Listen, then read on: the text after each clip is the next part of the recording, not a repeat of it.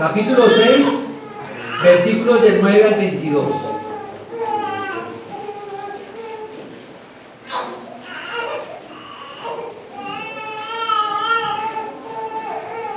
Vamos a leerlo, quiero que me acompañen. Dice así: estas son las generaciones de Noé.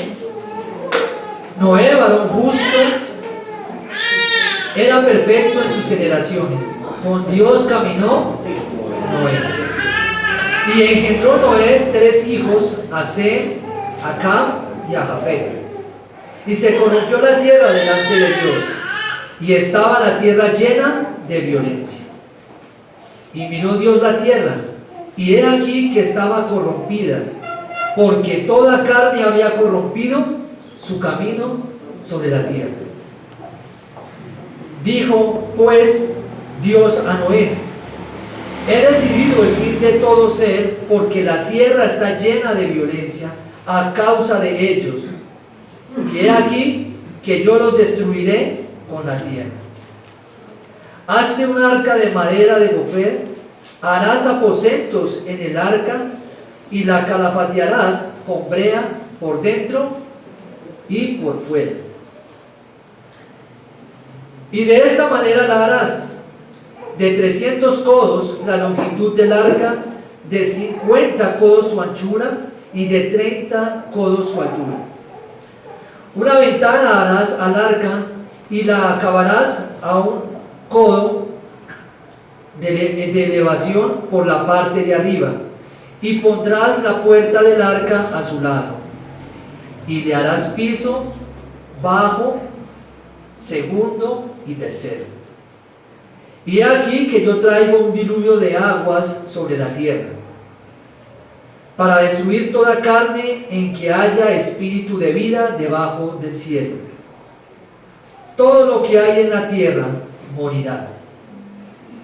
Mas estableceré mi pacto contigo, y entrarás en el arca tú, tus hijos, tu mujer, y las mujeres de tus hijos contigo. Y de todo lo que vive, de toda carne, 2 de cada especie meterás en el arca, para que tengan vida contigo. Macho y hembra serán. De las aves según su especie, y de las bestias según su especie, de todo reptil de la tierra según su especie, 2 de cada especie entrarán contigo, para que tengan vida. Y toma contigo de todo alimento que se come, y almacénalo, y servirá de sustento para ti y para ellos. Y lo hizo así Noé. Hizo conforme a todo lo que Dios le mandó. Amén. Oremos. Padre, quiero en esta mañana agradecerte por la bendición que nos das de poder acudir a este llamado, Padre, que hacemos como iglesia para adorar y exaltar tu nombre.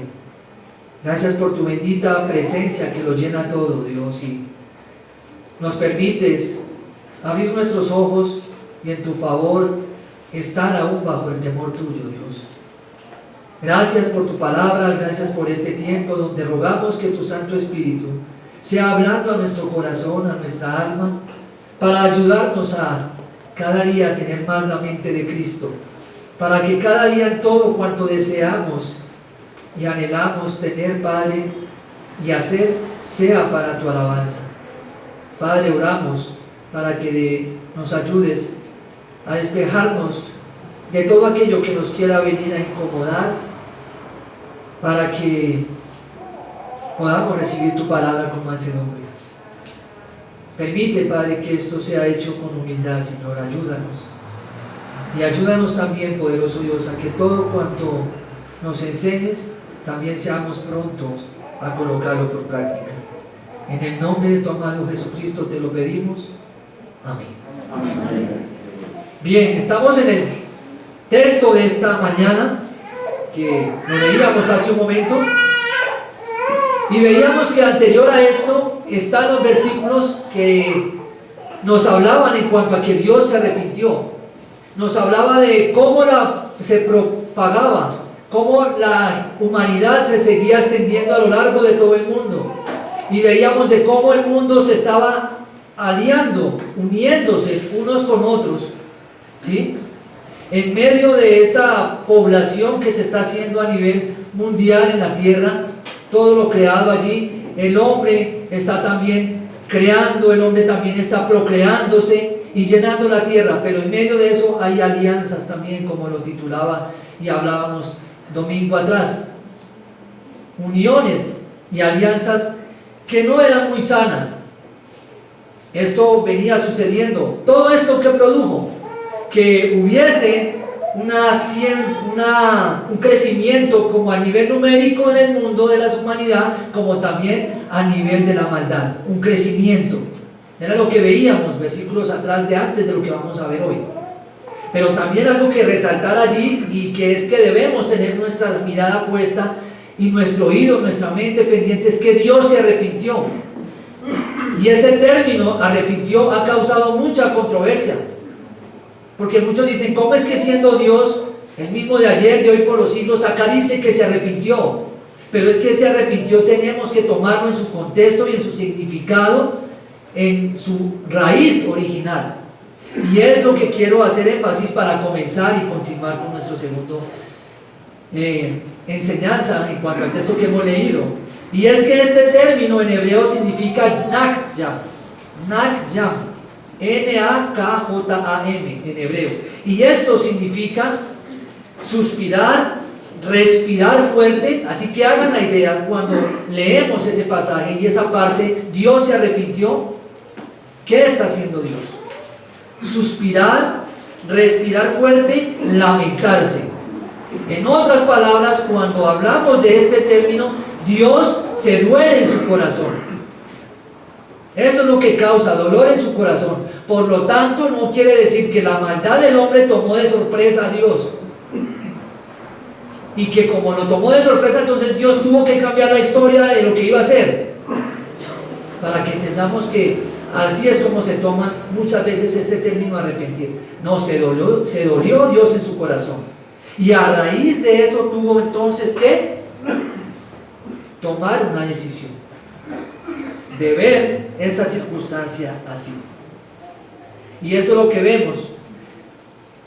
Y tal era la maldad, claro, del hombre, que aún el texto nos dice allí mismo que cuyos pensamientos del corazón de ellos, ¿cómo era? De continuo el mal. De continuo solamente el mal. Entonces noten cómo estaba la sociedad, cómo estaba la humanidad en ese momento allí, la población.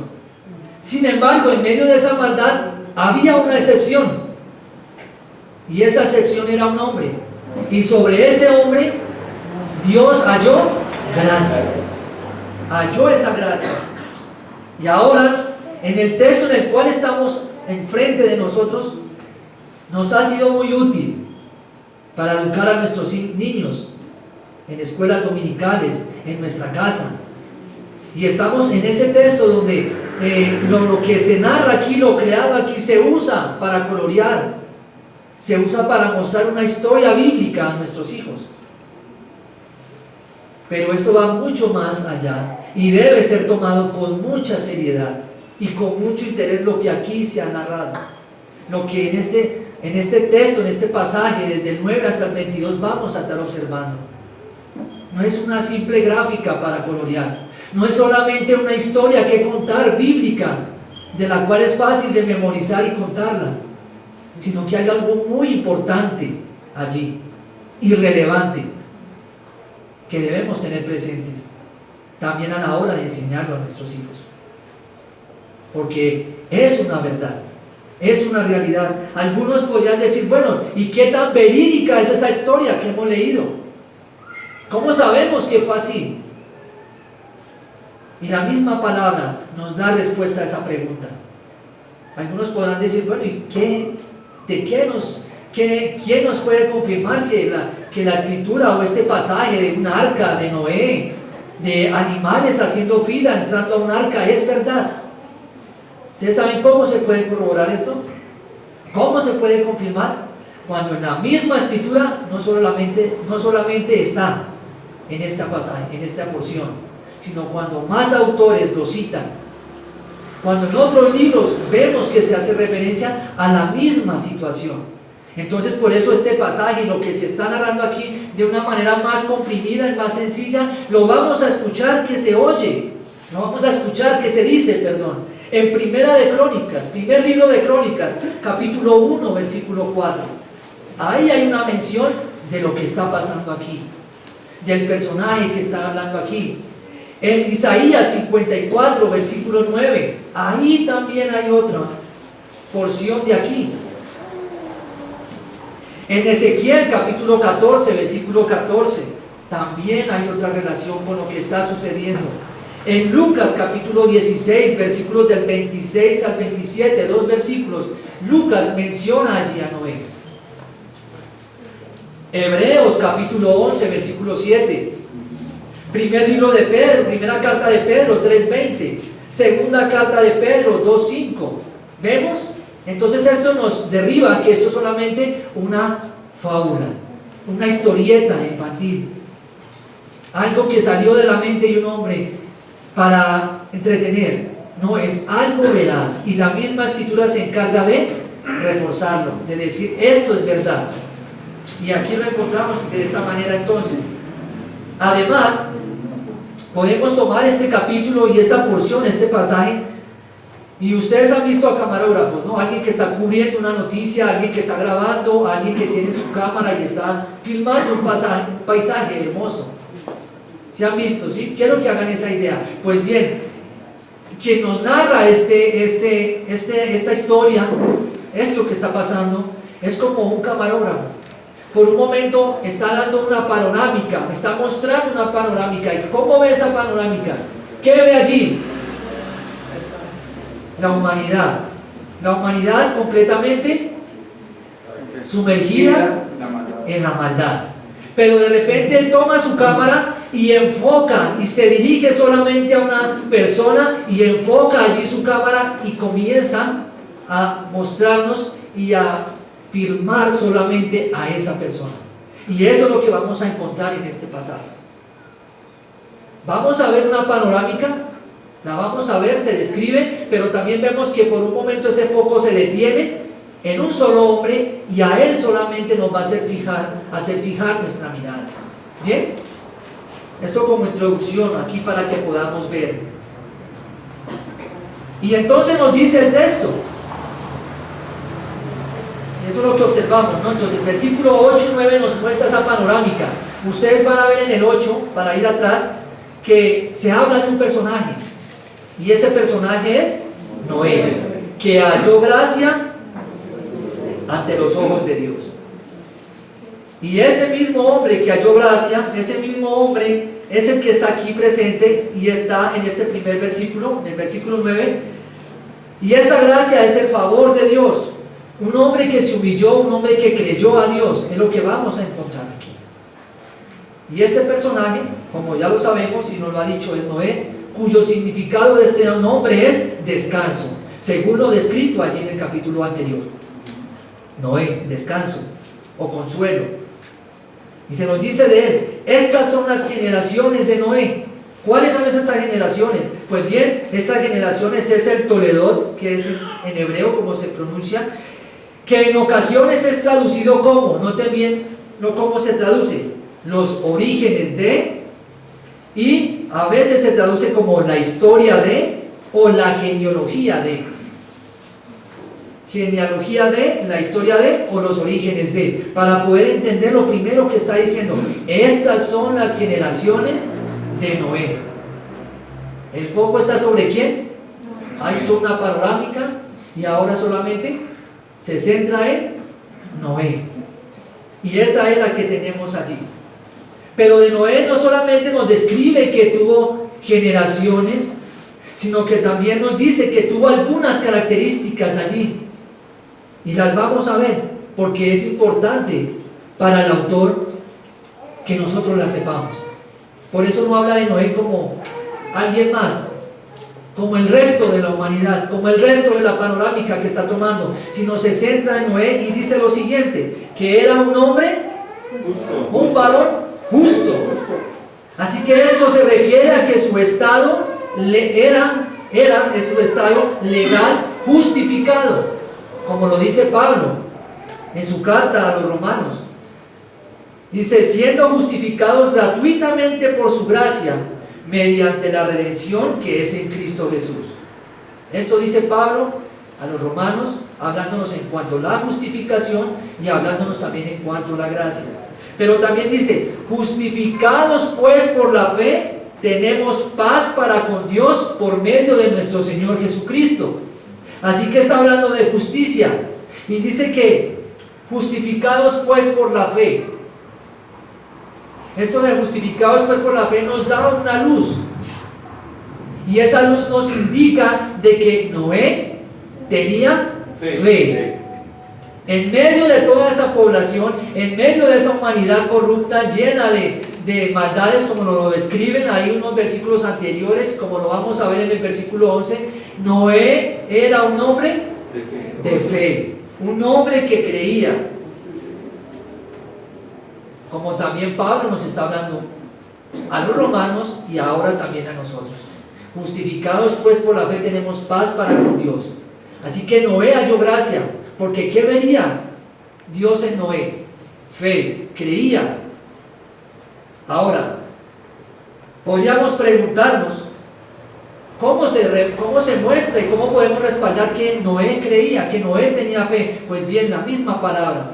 En la segunda carta de Pedro, capítulo 2, versículo 5, se nos dice que Noé era un pregonero de justicia. Y para pregonar justicia usted debe ser justo. De lo contrario, ¿qué justicia? ¿Y qué va a respaldar su mensaje si no lo es? Pero aquí entonces nos dice la palabra y nos lleva y nos refuerza más a que en Noé había fe. Además de esto, significa vivir según las normas de Dios. Significa de esta manera esto, vivir para Dios, vivir para Él. Y esto era Él, justo. Aquí vemos el texto, varón justo, pero también nos da otra característica. Sigan allí conmigo. ¿Qué otra característica encontramos allí? Era perfecto. Era perfecto. ¿Cómo que era perfecto? ¿Cómo es esto que era perfecto? ¿Cómo es que puede andar perfección el Señor? Noé, en medio de esta humanidad, en medio de este comportamiento, en medio de tanta maldad, ¿cómo es que puede hacerlo? Ahí está. Era irreprochable. Cuando habla de perfecto es una persona irreprochable. Efectos de sonido, no se preocupen. Irreprochable, completo. ¿Qué más? Esto se refiere a una persona dedicada a vivir de todo corazón para Dios. Un hombre perfecto. Eso es lo que nos describe aquí. Características de Noé. Tuvo genealogía, tuvo hijos. Esta es la historia de él. Era que justo y además de esto también perfecto. Y también nos dice que caminó. Allí nos dice el versículo 9. Pongan allí su mirada. Estas son las generaciones de Noé, varón justo, era perfecto en sus generaciones, y también nos dice que caminó con Dios. Era perfecto en sus generaciones, con Dios caminó Noé. Y para poder entender, lo aplicamos que alguien más había caminado con Dios generaciones atrás, Enoc. Y hablábamos en ese pasaje precisamente en el capítulo 5, versículo 22, que se describe una relación más confidencial, una comunión más estrecha cuando se habla de caminar con alguien. ¿Sí? Es una relación más estrecha. Y decíamos entonces que es ir en amistad con Él. Es que Dios nos lleva de la mano. Esto significa ir por el camino estrecho. Esto significaba tener la voz de Dios en nuestro oído. No la voz de nuestros deleites, no la voz de nuestras pasiones, No la voz de nuestra conciencia caída, sino la voz de Dios. Es ir contra la corriente de este mundo. No es caminar, es no caminar guiados por nuestras emociones, porque nuestras emociones son fluctuantes. Y si nuestra vida como creyentes dependiese de nuestras emociones para caminar, estaríamos completamente mal.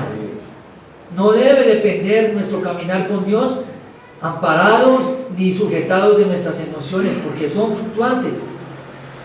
Esto de seguro lo sabía Enoc, esto de seguro lo sabe Noé. Tampoco es no caminar guiados por nuestras emociones, es tener un verdadero arrepentimiento y no un liviano remordimiento.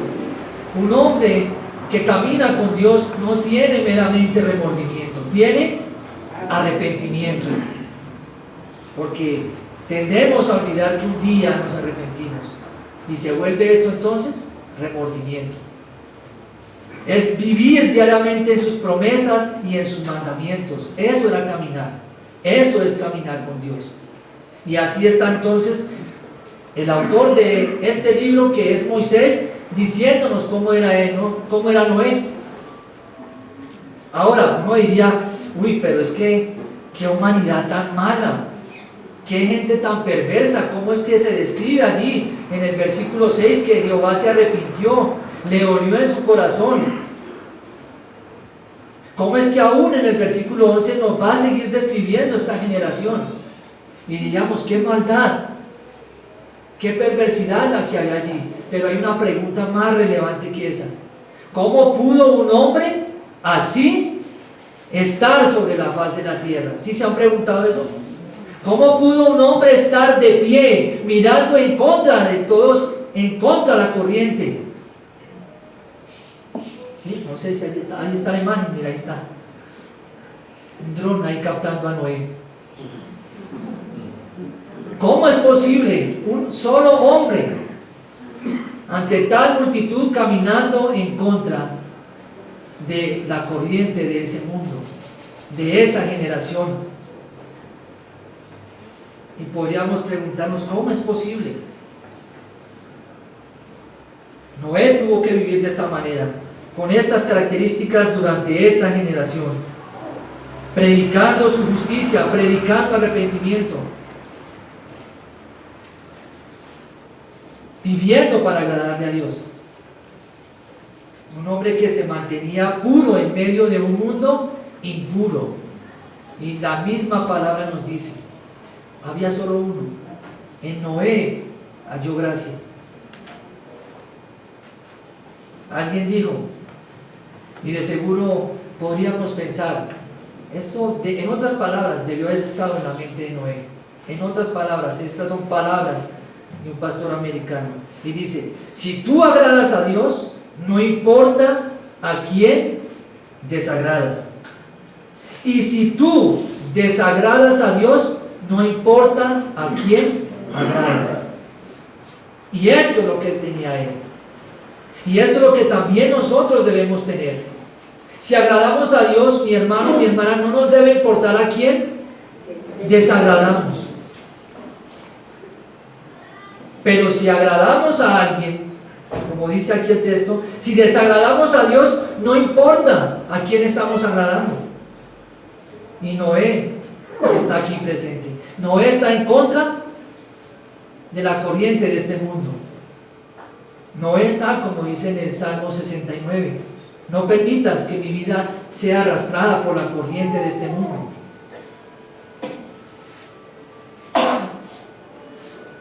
Ahí está viviendo entonces Noé, justamente, perfectamente, en medio de una sociedad llena de hombres malvados, llena de hombres orgullosos, llena de hombres egoístas, cuyas cosas los llevaban a actuar mal. ¿Cómo Noé vivió en medio de ellos? Entonces es la pregunta: ¿cómo sería posible vivir así? ¿Y saben que hay una respuesta para eso? Dios le guardó. ¿Cuántas veces Dios tuvo que haber guardado de muerte a Noé allí en medio de esa generación malvada? ¿Pocas veces? muchas veces. Y Matthew Henry, comentarista bíblico, dice lo siguiente, puritano del siglo XVII: Dios mira con gracia a quienes miran sinceramente a Él con los ojos de la fe. Fácil es ser religioso cuando la religión está de moda, pero muestra fe y resolución, firmes, nadar contra la corriente y estar por Dios cuando nadie más está por Él. ¿Y quién lo hizo? Noé lo hizo. Y sí, es así. Fácil es cuando está de moda el cristianismo. Fácil es cuando nadie te juzga y te dice nada porque piensas con la mente de Cristo, supuestamente.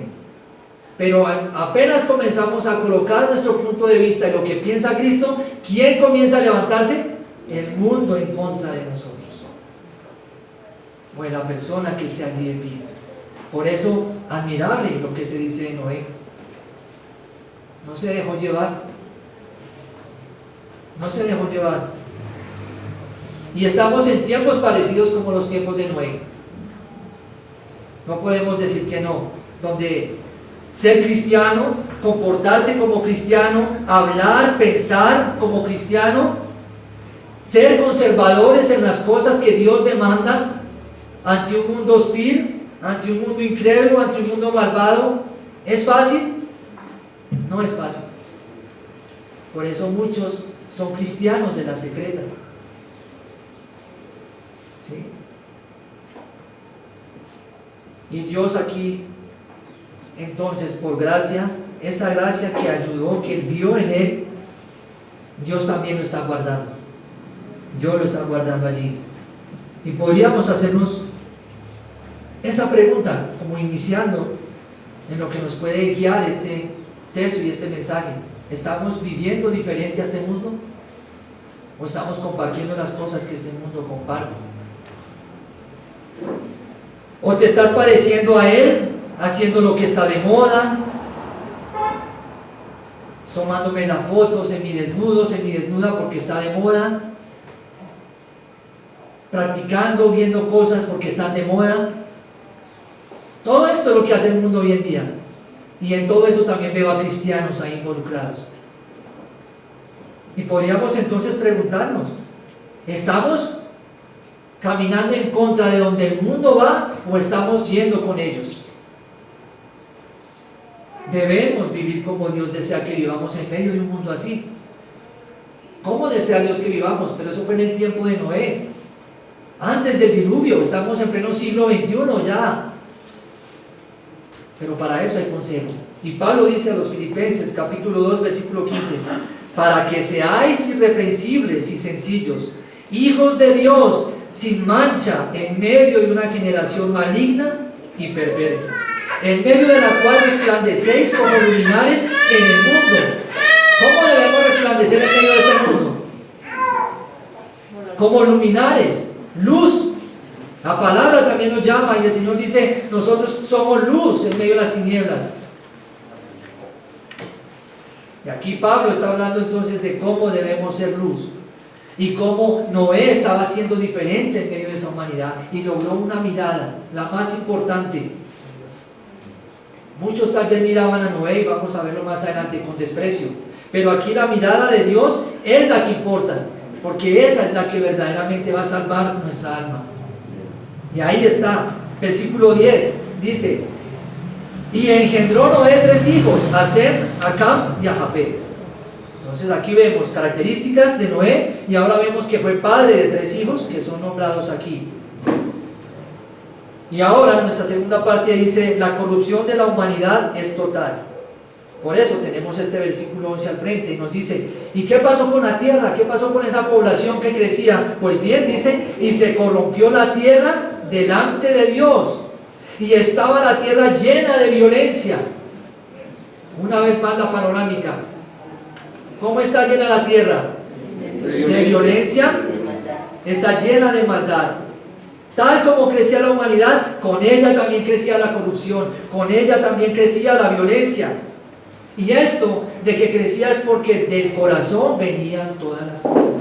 Sus obras eran perversas, sus obras eran violentas, porque es de allí donde viene. Y también aquí un proverbio que nos dice, porque cual es su pensamiento, es su corazón, tal es él. ¿Qué había en estos hombres según este proverbio? Maldad, corrupción. Proverbios 23:7, pero también el mismo Señor nos dice en Mateo 15:19, porque del corazón salen los malos pensamientos, los homicidios, los adulterios, las fornicaciones, los hurtos, los falsos testimonios y las blasfemias. ¿Habría esto en el corazón de estos hombres de aquella generación? Sí. La había. Y al ver eso en sus corazones, ¿qué iba a aflorar? Pues la maldad, la corrupción y la violencia que nos muestra el autor de este libro. Esto es lo que se describe en estos versículos. Este era el patrón, este era el modelo en el cual se estaba viviendo en ese momento. Y alguien lo dijo de esta manera: la simiente de Satanás, los caídos que habían rechazado a Dios, engañosos y destructores, dominaban al mundo.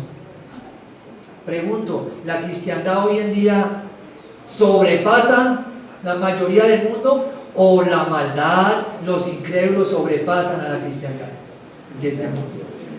Son más los incrédulos, son más los que se resisten a creer en Dios. Y es triste, pero es así.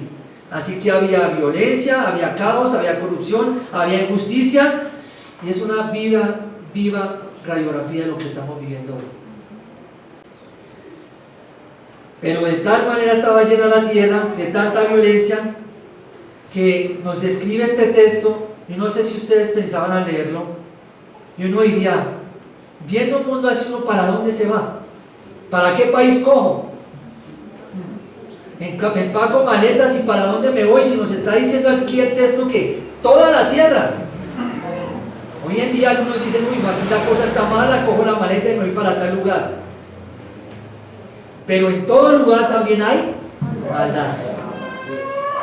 Y ahí está entonces, no había para dónde mudarse, no había para decir cambio de ciudad y allá va a ser mejor, allí no hay tanta maldad como allá. No, la maldad, la violencia estaba llenando y estaba por toda la tierra. Ahí lo vemos. En el versículo 13, dijo pues Dios a Noé: he decidido el fin de todo ser, porque la tierra está como llena de violencia a causa de ellos. No sabemos qué palabras utilizó Dios, no sabemos cómo le habló a Noé. Lo cierto es que el texto nos dice que dijo Dios. ¿Y a quién se dirige? A Noé. He decidido el fin de todo ser. Y es las palabras de Dios mostrándole a Noé lo que iba a suceder, diciéndole, anunciándole lo que iba a pasar. Y esto nos deja claro que lo que va a venir no es coincidencia. Y sabemos, y ya hemos dicho, las coincidencias en la vida de un creyente no están. Lo que va a pasar aquí en la tierra, lo que va a pasar en esta generación, no era una coincidencia. Dios ya lo había dicho, Dios ya lo tenía en mente. Ahí está. Además de esto, ¿quién era el responsable de lo que Dios había dicho? ¿Dios mismo o el hombre? El hombre. Segundo punto, la provisión para la salvación. Tercer punto, la provisión para la salvación, y lo vamos a ver del versículo 14 al 22. Hazte un arca de madera de gofel, harás aposentos en el arca y la calafatearás con brea por dentro y por fuera. Y de esta manera la harás. Aquí tenemos los textos. Y algo que le dice aquí: hazte un arca de madera de gofel. ¿Qué era un arca? ¿Qué es un arca? No está hablando de un barco, no está hablando de una nave, está hablando de una caja, está hablando de un cofre. Este es el arca. No es como lo vemos a veces en muchas cartillas, en muchos dibujos, que es prácticamente un barco, le falta ¿qué? Un timón. Pero no es así, es un arca, es una caja completamente con las medidas que están allí. Y está haciendo referencia a que es una caja, entonces, una provisión que Dios da, y no tiene nada que sea una nave de propulsión. Solamente es una caja que va a hacer es flotar. Ella lo único que va a hacer es flotar. Pero se nos nombran unos materiales allí importantes. Se nos nombra madera de gofer, que no es clara la identidad de qué clase de madera es. Algunos dicen que pudo haber sido cedro, otros dicen que tal vez fue ciprés, la madera que se usó para hacer esta arca. Pero lo importante y lo que vemos aquí es que no es claro qué identidad, qué clase de madera es. También hay otro material que es la brea, y esto es una sustancia viscosa. Esto es como una resina que servía para cubrir, para resanar, para tapar allí aquellas aberturas que habían y se hacían dentro de la madera. Impermeabilizar. Como impermeabilizar, como hoy en día nosotros conocemos la silicona. ¿Sí la conocen? Bueno, algo así similar a esa época, y se está hablando de una brea, una sustancia viscosa de color rojo oscuro que se obtenía haciendo destilar al fuego la madera de varios árboles, y de esa manera se obtenía esta brea, y con ella era la que iba a calafatear Noé el arca. Adicional a esto, ¿saben qué vemos? Que estos mismos dos materiales Dios los va a nombrar más adelante en el libro de Éxodo, pero para preservar la vida de uno también, quien iba a encargarse de llevar a una nación adelante, y es el canasto o la canasta en la cual se colocó a Moisés. Son los mismos materiales, aunque ahí no dice específicamente madera, pero está relacionado madera de gofer y brea, para cubrir ese canasto. ¿Dónde encontramos eso? Pueden escribir Éxodo capítulo 2, versículo 3. Cuando es colocado allí Moisés en la canasta a muy pequeña y muy corta edad. Aquí vemos entonces esa similitud, pero también vemos algo importante, ya con una distancia más profunda, que también se usó madera para salvar al mundo. Y está entonces Cristo siendo crucificado en una cruz. Ahora, algo que caracteriza a este cofre o caja, como lo dice alguien, es lo siguiente: el narrador no menciona un timón ni un instrumento de navegación, sugiriendo que la suerte del arca dependía solamente de la voluntad de Dios. No vemos nadie al frente manejando, no se nombra un timón, no se describe, porque la mano de Dios era la que dirigía esa caja. El único timón del arca era la mano de Dios, y eso es suficiente. Eso es suficiente, hermanos. Eso es suficiente. Ahora se nombra allí aposentos, esto para separar a los animales y tal vez darle un balance de peso a esa arca. Imagínense todo lo pesado en un lugar y las aves en otro lugar. No haría el peso adecuado. Sin embargo, Dios aquí le está diciendo: haz aposentos, haz lugares para eso. Versículo 15: y de esta manera la harás, de 300 codos de longitud del arca, de 50 codos su anchura y de 30 codos su altura. No sé si ahí está la imagen. Y este entonces es un versículo muy importante, porque nos menciona y nos da el diseño divino de Dios para salvar a una nueva generación que va a comenzar. Es Dios quien se encarga y especifica y da las medidas de este diseño. Y de esta manera lo harás, dice, 300 codos. Un codo, en este tiempo, esa medida representa 45 centímetros. ¿De dónde se tomaba esta medida? Desde el codo hasta el dedo más largo de su mano. Era la medida. También vemos que en esas medidas está el puño. Esto también era una forma de medir. La palma, el palmo, también es otra forma. Pero aquí nos está hablando de codos. Y si hablamos de codos que representan 45 centímetros, ¿cuánto medía entonces en 100 metros? Para poder entender las dimensiones de esta nave o de esta caja. Pues bien, tenemos que leer entonces 133 metros de largo, casi 2 aviones de largo, aviones de viajes para turismo.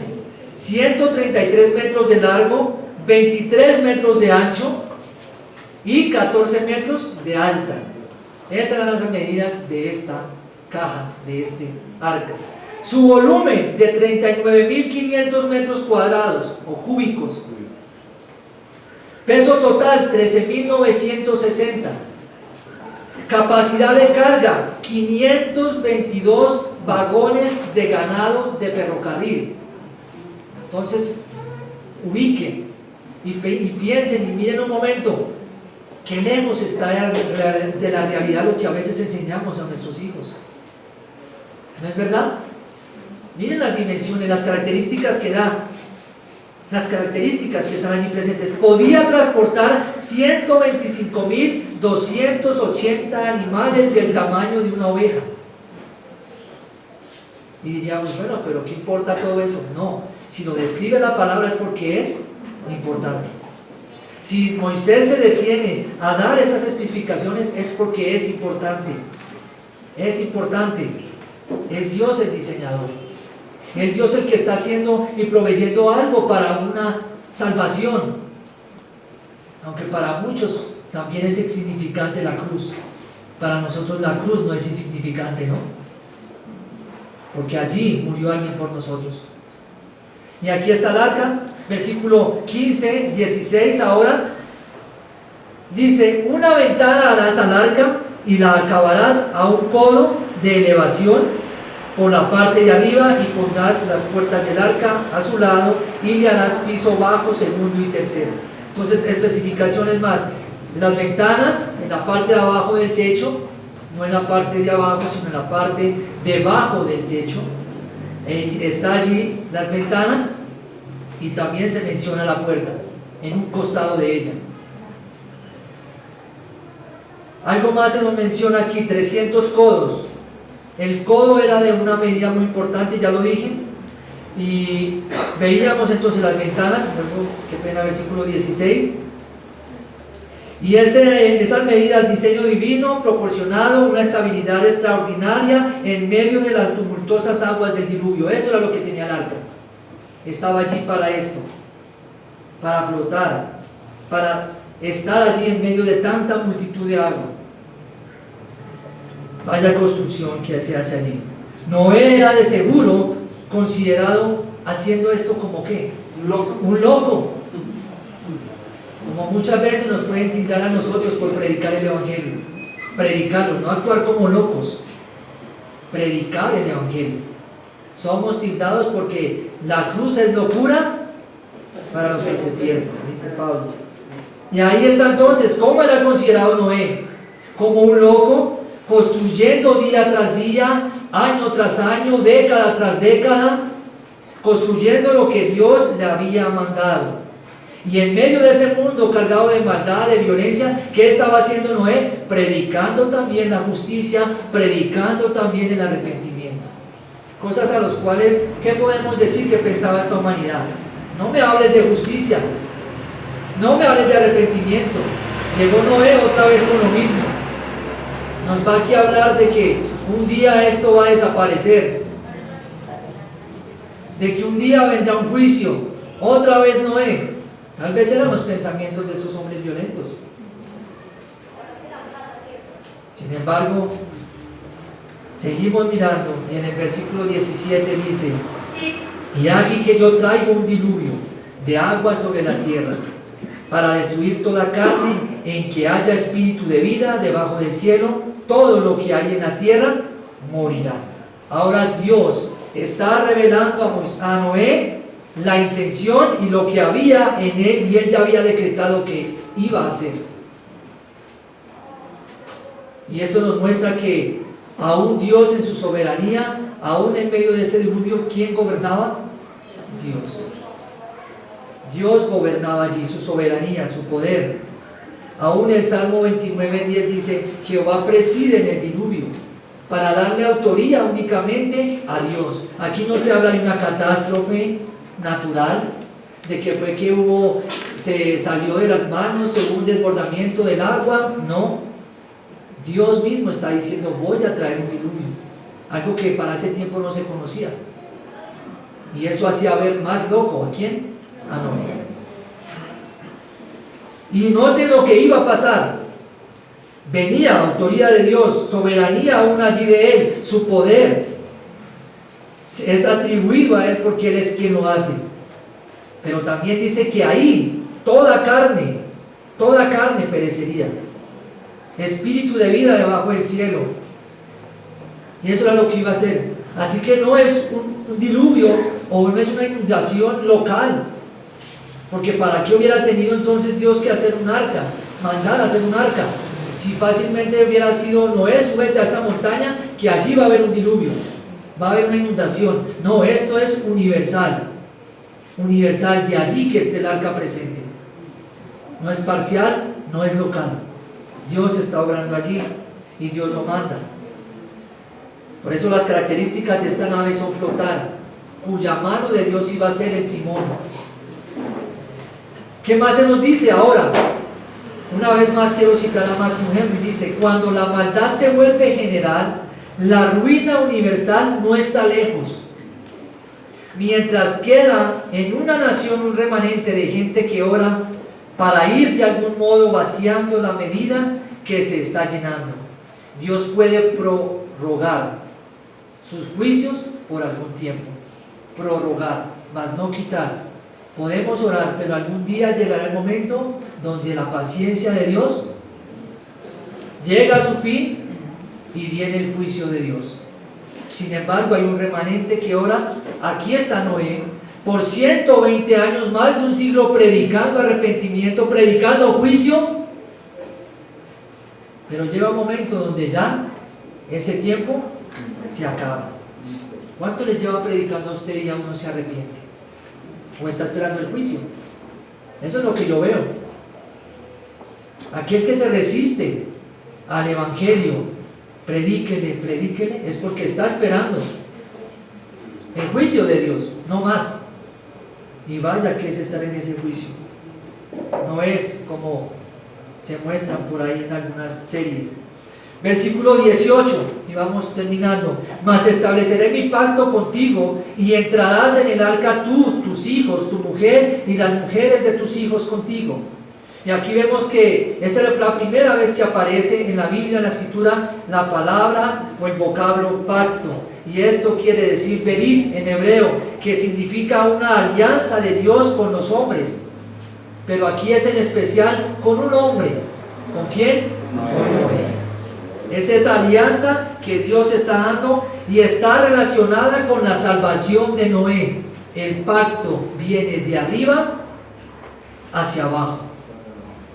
No es un pacto como lo enseña Noé. ¿De dónde? De aquí hacia arriba, no. Es Dios colocando el pacto, es Dios haciendo esa alianza y es Dios quien lo hace. Además debemos observar una cosa, que tanto el diluvio como la promesa o el pacto, la alianza, vienen de Dios. Ambas cosas vienen de Él. Nunca vendrá y nunca será nosotros pactando con Dios. ¿Qué somos? Para colocarle condiciones a Dios. Pero es tan necia la mente, la humanidad caída, que no entiende el evangelio aún, que dicen cualquier cosa y llevando y guiando a otros a cometer las mismas fallas. Entonces aquí vemos el testimonio de Noé hace que Dios extienda su favor aún para con sus hijos, para con sus nueras, para con su esposa, para con su familia. Todo lo que había tenido Dios, Noé hacia Dios, viviendo para Él, tomando decisiones para Él, hace que se extienda la justicia a su familia. Y eso es lo que podemos también nosotros ver en nosotros.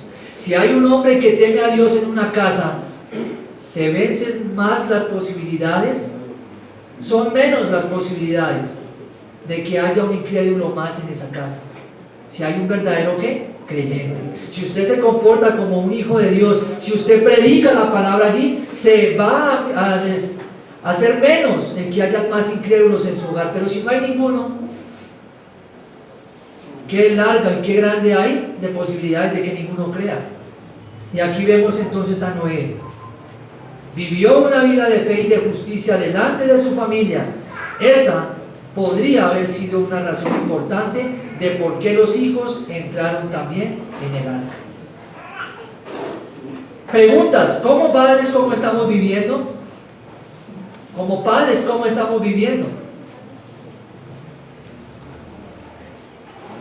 das importancia a lo que tú deseas que tu hijo tenga y le dé la misma importancia que tú.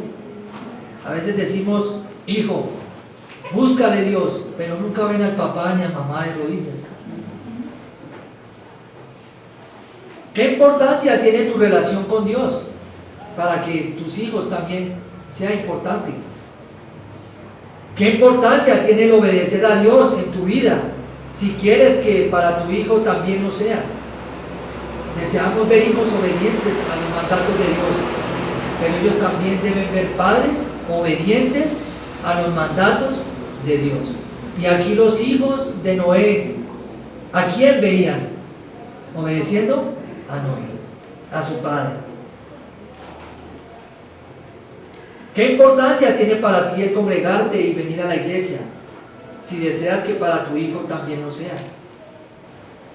Y hablamos, hijo, debes congregarte, ven a la iglesia, pero si para ti eso no es importante y cualquier cosa que pasa en la vida y en el entorno pasa a ser mejor y más importante que el congregarte, no pienses que para tus hijos lo va a ser.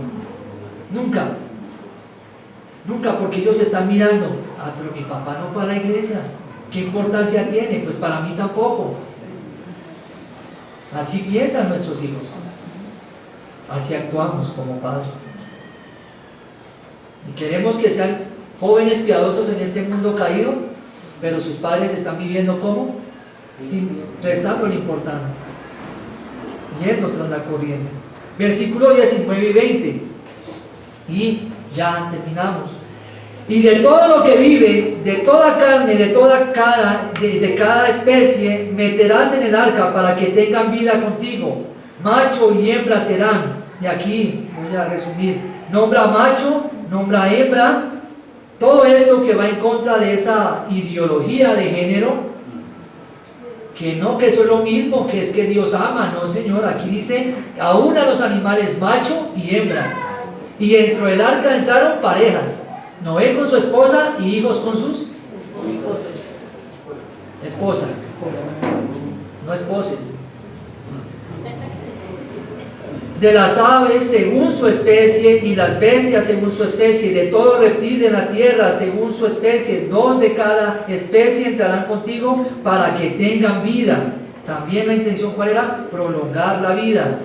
Versículo 21.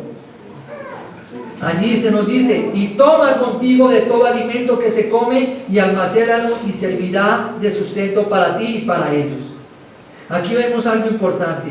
Dios también provee y también preserva el alimento. Está preservando a unos animales, está preservando a una familia y también ha preservado alimento para estas que ha salvado y que van a subir allí y van a estar en esa. Y es Dios quien le guía. Y esto nos ilustra y nos enseña algo también. Que Dios al que llama, que Dios al que trae así, que Dios al que preserva para vida eterna, también Él tiene cuidado de lo que necesita físicamente, aquí y en donde sea. Amén. Amén. Así es.